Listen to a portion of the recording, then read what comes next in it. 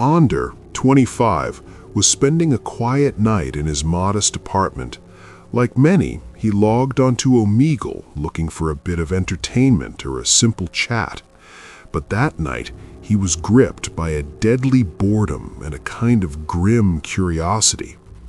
He sat in front of his screen, his room darkened only by its cold glow. He started pressing the start button, expecting to encounter fleeting faces or simply end the connection out of boredom. At first, the encounters were ordinary and dull, but after about half an hour, something happened that made him stop. A stranger appeared on the screen. The camera was pointed at the ceiling of a very dark room. You could barely see anything. There was no sound. The background was eerily silent. André was about to press disconnect when a large, thick hand suddenly appeared in the camera's frame and moved very slowly to place a piece of white cardboard in front of the lens. The writing on the note was clear and written in deep red, as if in blood or thick paint. "Don't hang up. I know you, André." André's blood ran cold. He hadn't written his name anywhere. André looked nervously around his dark room. Could it be someone he knew playing a prank? Impossible. The person was wearing thick gloves that covered their wrists completely, and he still couldn't see their face. André felt a deep fear. This wasn't the fear of ghosts, but the fear of violation and surveillance. "Who are you?" André typed into the chat box. The note disappeared. Then, after a silence that felt like an eternity, the camera moved very slowly. It wasn't pointed at the face, but lingered on the middle of the person's chest. They were wearing a heavy black jacket, almost like leather, even though it wasn't very cold outside. Then, André heard a sound. It wasn't a voice, more like a crackling, electronic shrill, a deep, hoarse voice emerging. "I didn't expect you to use the same username you used 7 years ago." André's heart began to pound. 7 years ago, André had used a very strange username on obscure video game forums, a name he hadn't thought of in ages. At that moment, the camera moved again, but it wouldn't stay still. It suddenly shook, and then the light on the other end went completely black. The screen went completely black. Then, slowly, the light began to return, but this time it wasn't room light. It was a powerful flashlight aimed directly at the camera lens, almost burning the screen. And then, on the screen, just centimeters from the lens, appeared the stranger's eyes. They were the eyes of an adult, but they were horribly swollen and bloodied, as if he hadn't slept in weeks. The gaze was empty, but it held a chilling promise of absolute knowledge. André screamed and slammed his laptop shut, but before it went dark, André saw one last thing. A quick reflection of his darkened room on the black screen, and in the reflection, he saw something directly behind his head, standing motionless. The horror had begun. André remained frozen in place, staring at the closed laptop. The last image he'd seen, his room's reflection with something standing behind it, was enough to make him suspicious of every dark corner of the apartment. Minutes passed before he dared to move and get up. His first thought was to leave, to escape this place. But as he headed for the door, he noticed something that made him freeze again. His main apartment door was slightly ajar, and the key was still in the lock from the inside. André was certain he'd locked the door securely. He lived alone. His sense of violation intensified. Had the stranger he'd seen on Omegle been in the apartment all along? Had he just left? Slowly, André approached the door, his hand trembling as he grasped the handle.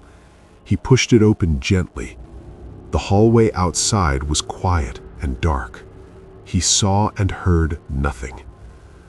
André slammed the door shut and turned the key, then added the metal bolt as a precaution. He stood leaning against the door, trying to catch his breath. At that moment, he felt his cell phone vibrate violently in his back pocket. Not a normal ringing vibration, but a strong, steady pulse, like a giant heartbeat. André pulled the phone out and unlocked the screen. There were no calls or messages, but the phone's screen displayed only one thing: a screenshot of his Omegle screen, where the connection was still connecting, even though he had completely shut down his laptop. At the bottom of the screen, a single chat message appeared, as if it had been sent the moment he wasn't looking. "It doesn't matter how many locks you put on, André. You're not locking your real doors. Look where you've been playing." The word "playing" struck André like a thunderbolt. He walked slowly back to the living room, where the locked laptop lay on the sofa. André remembered that before the dreadful connection, he had placed an old coin under the computer to get the camera at a better angle. This coin was an old keepsake from his childhood. When André lifted the computer, he found the coin was still there. But it wasn't an ordinary coin anymore. It had a tiny circular hole in the middle, like a small eye. Even more terrifying, the coin wasn't lying on the sofa. It was stuck to the sofa by thin, sticky threads, transparent synthetic spiderwebs, but unnaturally cold. André felt nauseous. How had this happened? Who had put these spiderwebs there? At that moment, the closed computer began to vibrate violently, making a rapid, frantic clicking sound, as if it were typing a message. The sounds were coming from inside the closed computer. André couldn't resist. He turned it on, and although the Omegle screen was still black, a new message appeared. "Look for the red light. It's protecting my secret." The moment he read the message, the power went out in the apartment. Complete darkness ensued. But André swore that he saw out of his corner of an eye a faint reflection of red light that quickly vanished from within the computer screen, as if the entity had returned to its safe haven inside the device. The entity had moved from surveillance to control and infiltration, using electronic devices as gateways. In the pitch-black darkness that enveloped André's apartment after the power outage, the sense of isolation and intrusion was even more pronounced. The entity wasn't just observing, it was controlling his surroundings. André remembered the red light message that had appeared just before everything went black. He searched the darkness for a source of light. He remembered he had some candles in the living room cupboard. He groped his way slowly, clutching his closed laptop, which now felt heavier and colder than usual. When he reached the cupboard, he found the candles and a lighter. André lit 3 candles and placed them on the coffee table. The warm orange light of the candles was anything but comforting. It cast distorted, flickering shadows on the walls, adding to the unsettling atmosphere. As he stared at the dancing shadows, André noticed that the 3 candles weren't burning evenly. The one in the middle flickered wildly, as if a strong draft were hitting it, even though the windows were closed. André approached the flickering candle. Then he noticed something strange about the candle itself. At its core, the melting wax began to clump together, forming a shape resembling a human eye, black and wide open. This waxy clump glowed for a moment each time the candle flickered, as if it flickered along with it. At the same moment, his cell phone suddenly rang loudly, shattering the silence of the night. It wasn't a regular ring, it was the rapid clicks of the computer he'd heard in Chapter 2, but now coming from his phone. André quickly grabbed the phone. The screen displayed a long strip of random numbers and symbols, like a complex code, but in the middle, a single word appeared repeatedly: "Watch me, watch me." As soon as he read it, the strip abruptly switched to a very short video that began playing automatically. The video was recorded with a beloved old-fashioned grainy camera pointed to a dark ceiling. André realized with horror that this was exactly the scene from his first Omegle call, with the camera pointed towards the ceiling. In the video, André watched as the stranger's hand slowly appeared, placing the note that read, "I know you, André," in front of the camera. Then, he saw something he hadn't noticed the first time. As the hand placed the note, a very faint light reflected off one of the fingers, revealing an old metal ring with a strange hole-like inscription. The video cut out abruptly. The phone screen returned to normal, but André noticed a very short text message that had just arrived. "Check the front camera." André flinched. He held his phone up to his face to open the front-facing camera, selfie camera. For a moment, he saw nothing but his tired face in the candlelight. Then, in the corner of the screen, he noticed a tiny red dot flashing wildly, a dot that wasn't part of the phone's front. When he focused on it, it was no longer a dot. It was a faint light reflecting from a tiny hole in the phone's back cover, like a pinprick. At that moment, the flickering middle candle suddenly went out, leaving the two remaining candles to cast longer, sharper shadows. André realized that the entity was not only watching him, but had become an actual part of his personal devices and part of his physical surroundings. After the terrifying revelation in Chapter 3, the red light emanating from the phone, the video showing the engraved ring, André felt utterly hopeless. No place was safe anymore. The entity had infiltrated his physical and digital life. André threw his phone away, and it slammed against the wall before landing on the carpet. The only dim light came from the two remaining candles. André decided the only solution was to destroy the source, the laptop where it all began. He picked up the laptop, which was still shut down and unnaturally cold. He remembered the entity's message about the old username he'd used 7 years earlier. Yusuf, or André, had used that strange name on a deserted video game forum dedicated to role-playing games, RPGs, that required building complex and eccentric characters. He couldn't resist his final urge to destroy the machine. André turned it on, and the desktop screen appeared in the candlelight. It wasn't connected to the internet. When André started sifting through his old files, searching for any trace of the forum, he noticed something he'd never seen before. A new executable file had appeared on his desktop. He hadn't put it there, and it was simply named 7years.exe. Despite his fear, André clicked on the suspicious file. The file didn't open a game or a malicious program. It opened a very old, professionally formatted chat archive, like a private chat program. The archive was named after the strange username André had used 7 years earlier. As André scrolled through the conversations, he realized they weren't ordinary chats. They were conversations between him and another character in the game, a character called the Observer. The conversations revolved around the Observer asking André to provide detailed information about his real life rather than his fictional characters, specifically about his room, his habits, and his favorite hiding places.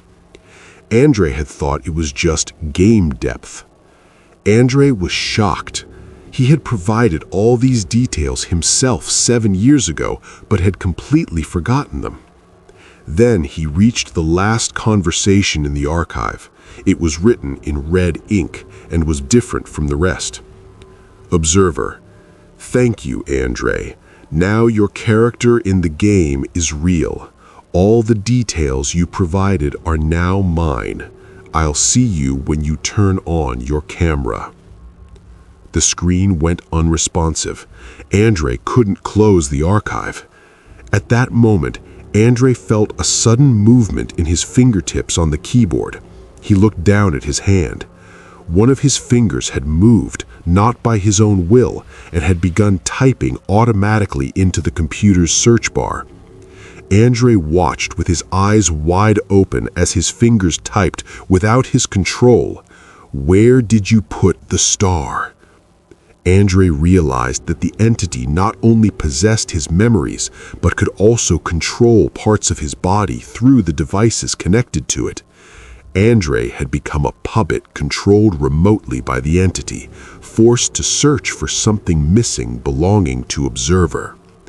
Now he had to find the star before the entity completely controlled him. André felt a surge of shame and anger as he watched his fingers move against his will. The entity had taken over a part of his body, turning it into a search tool. Its mission was clear: to force André to remember the star and its location. André's hands frantically tapped the keyboard keys, typing random words related to stars, but he couldn't find any logical answer. Suddenly, his hand moved again, slowly pulling the laptop away from him and pointing it at the main living room wall. The wall was covered in old, faded wallpaper. André's fingers began to move mechanically, tapping on specific spots in the wall in a creepy, rhythmic pattern. André suddenly remembered something from his childhood, a detail he had shared in the game's conversations 7 years earlier. As a child, he had a strange habit of hiding valuables behind furniture or inside holes in the walls of old houses. His controlling hand stopped at a particular point on the wall, behind an old bookshelf. André was forced to move the shelf with difficulty, revealing slightly torn wallpaper in that area. The control forced him to use his fingernails to tear the worn wallpaper. Once the paper was torn, he found not a solid wall behind him, but a small, rectangular opening in the wall, like a tiny, hidden mailbox. The opening was dark and cold, but when André reached his hand, now under the entity's control, inside, he felt something hard and cold. André pulled it out with difficulty. It was a 5-pointed star made of dark metal, about the size of a palm. The star had a hole in its center, the same precise hole he had seen in the coin and the ring. André felt a flood of memories wash over him. This star was one he had made himself in the elementary school workshop, and he had called it his lucky star. The moment he touched the star, his fingers stopped moving. The entity had lost control of him. André breathed a sigh of relief for a moment, but an even more ominous silence followed. Suddenly, André heard a very faint sound, not from the computer or the phone, but from inside the wall itself, directly behind the opening. The sound was like the frantic clicking of a keyboard, as if someone were sitting behind the wall in the next room, typing an Omegle conversation. This physical sound, terrifying in its reality, made Joseph realize a chilling truth. The entity had never been alone on the internet. It had been waiting for him on the other side of the wall for the past 7 years, watching him from within. As André tried to move away from the wall, the star slipped from his hand. When it hit the floor, it turned into a fine gray powder, as if it were not 7 years old, but 7 centuries. Within the gray powder, André noticed a small piece of bright red glass, shining like an eye. André had broken the seal of the Observer by revealing the star. But at that moment, André felt a biting cold creep in from behind the wall and fill the room, along with the smell of damp earth and ancient rust. André froze, startled by the biting cold emanating from the living room wall, accompanied by the smell of dust and rust. This was no longer a digital horror, this was a physical one. There was no longer any doubt. The entity was lurking beyond the wall separating his apartment from the abandoned one next door. André grasped the gleaming piece of red glass he'd found in the ashes of the decaying star. The glass was painfully hot, as if it held intense energy. At that moment, the clicking sound coming from within the wall transformed into a slow, violent scraping, as if something huge and heavy was using a sharp tool to chip away at the wall from the other side. André felt the cold penetrate his skin, and the remaining candlelight began to flicker and dim. André made a frantic effort to run to the kitchen and find something sharp to defend himself, but his legs refused to move. The cold had paralyzed him. Then, something happened that made him cry out in a faint voice that only he could hear. He began to hear a heartbeat. It wasn't his own heartbeat, but another, much deeper and slower, yet perfectly synchronized with his own. The source of the sound was clear. The double heartbeat was coming from inside the wall. The moment the double heartbeat began, the undamaged sections of wallpaper on the wall started to bulge and warp, as if something enormous was breathing behind them. André felt his hands move automatically again. He was forced to lift the red-hot piece of glass and hurl it at the wall. The entity was taking control of him, using his body to finish what he had started. Under this forced control, André slammed the glass into the wall. The glass didn't break. Instead, the wall shattered at the point of impact. The wallpaper cracked first, then the plaster crumbled away, revealing a small, round hole in the wall about the size of a human eye. André peered slowly through the circular hole. He saw the dark room in the next apartment. It was almost empty, covered in a thick layer of dust. There was only one thing in the center of the room, an old office chair that turned very slowly. The chair was empty. As the chair spun, a light from an unseen source reflected off it. André noticed with horror that the armrest was stained with dark brown fingerprints, like damp dirt. The moment the chair completed its rotation, it suddenly stopped. André saw something horrifying on it, a very old webcam, connected by a thick cable that ended in a hole in the floor.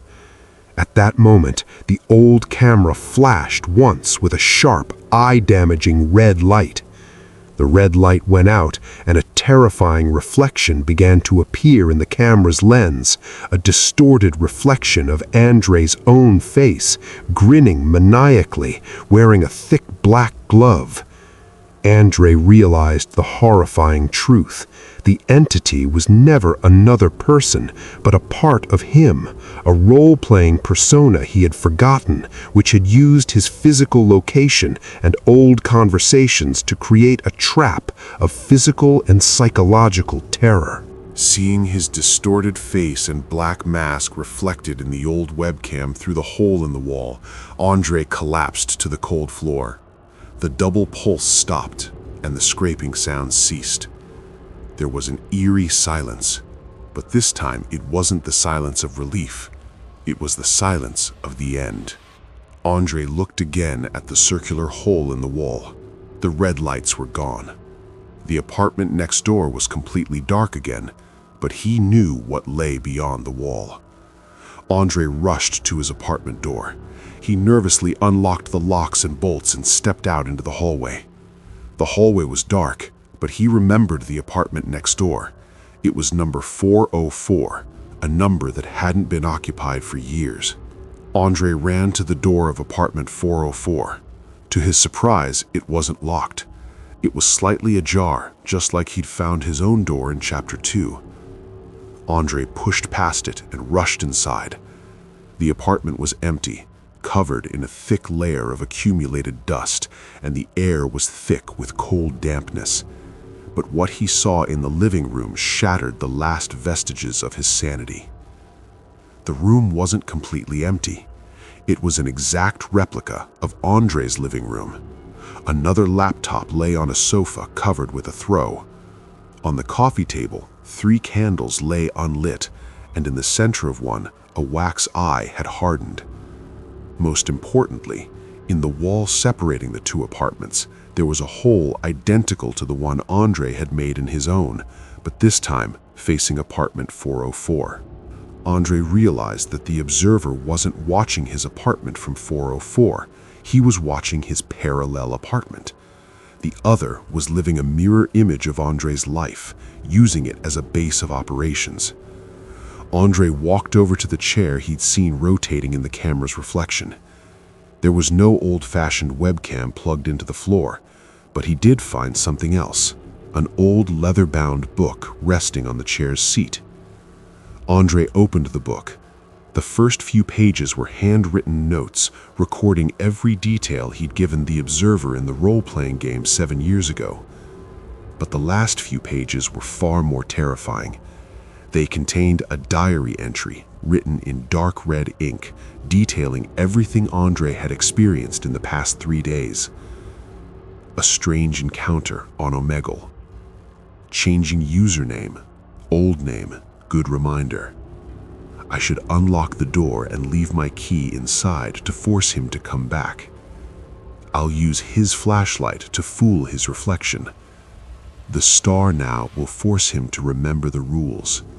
This was the entity's plan, written in André's own hand and timed to coincide with the events. When André reached the last page, he found a final message. Thank you, André. The game is complete. When you search for the answers in the parallel apartment, you will understand that the observer isn't me.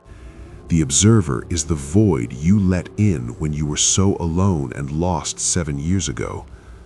I gave you a replica of yourself, a version that can never forget you. At that moment, André felt all the air leave his lungs. He remembered that the apartment next door had been so dilapidated that its roof had partially collapsed years ago. When André looked up, he saw that the roof was perfectly intact. He felt his mind slipping away. It was all a lie. It was an incredibly complex construct created by some form of madness in his mind, using Omegle as a gateway for the other to emerge. André ran out of apartment 404, slamming the door behind him. He went back to his own apartment. In the darkness, he sat on the sofa, staring at the laptop that had been the cause of it all. He turned on the laptop.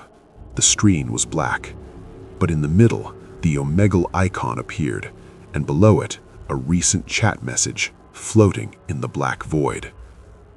I'm home.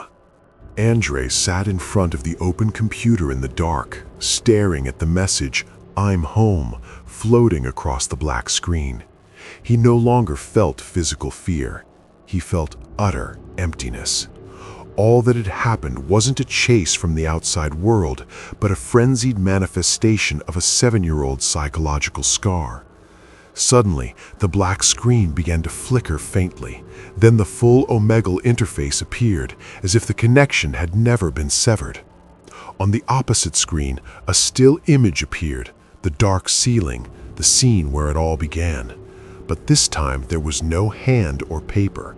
A new message appeared in the chat box, slowly taking shape, as if the entity was savoring the final moment of the game.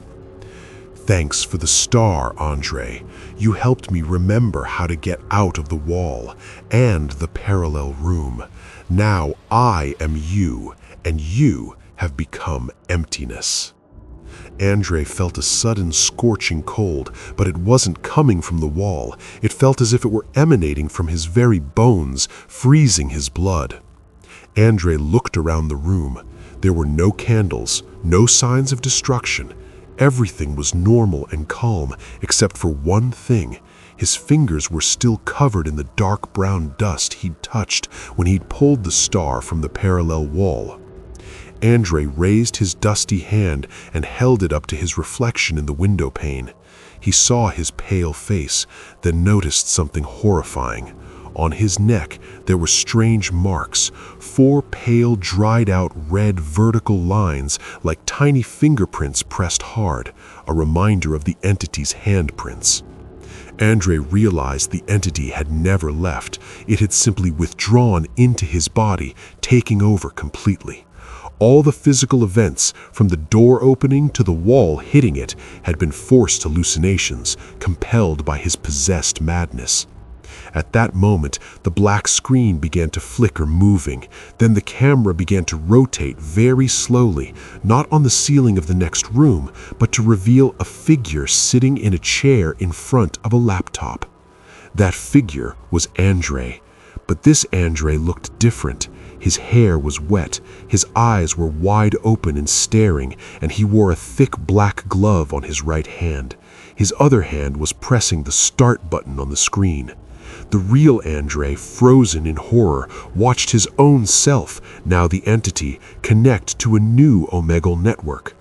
The moment the connection began, the entity looked directly at the camera and raised its masked hand to wave goodbye to the real André. Then, in a sudden and terrifying move, the entity took a piece of red glass from its pocket and slowly placed it over its staring eyes, before the scene vanished into black. André realized his role was over. He had become the void that the observer had left behind to live his life in his place, using his body as a facade. André felt a chill seep into his heart, and his memory began to fade. He could no longer distinguish between his ordinary days and the maddening hours of terror. He touched his neck again, feeling the dry marks. In the final moment of consciousness, as his soul drifted into the eternal silence left behind by the entity, André could only ask the final question that sealed the horror. Will I truly die, or will I return as a random participant in someone else's conversation?